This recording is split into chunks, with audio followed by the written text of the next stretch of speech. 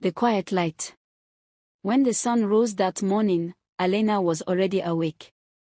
She had been for hours, though awake hardly felt like the right word. Her eyes were open, yes, but her entire world had narrowed to the warm weight curled against her chest, breathing in tiny, perfect rhythms.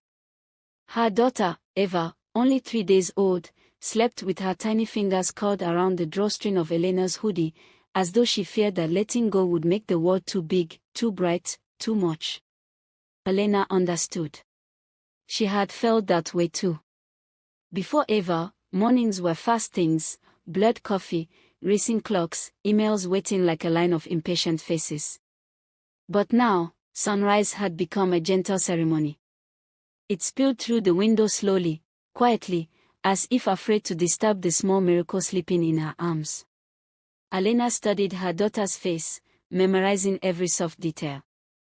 How could something so small expand a heart so wildly?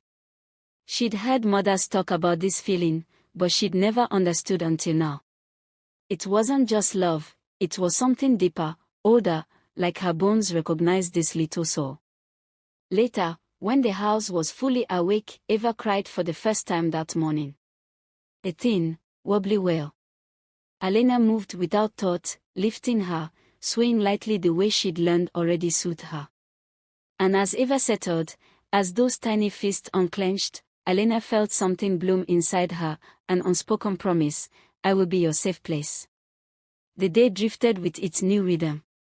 Feedings. Diapers. Drowsy half-smiles that appeared briefly and vanished like small, bright ghosts. Exhaustion threaded through Alena's body, but it didn't weigh her down. It tethered her to something meaningful.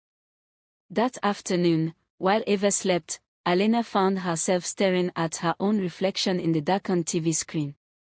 She hardly recognized the woman she saw. Her hair was messy, her eyes soft in a way they hadn't been in years, and on her shoulder was a tiny milk stain she hadn't bothered to clean. But she smiled. This was the best version of herself she had ever met. The real magic came in the evening. Golden hour washed through the living room as Alena rocked Eva near the window. The baby blinked up at her, eyes wide and curious, as if trying to memorize her mother in return.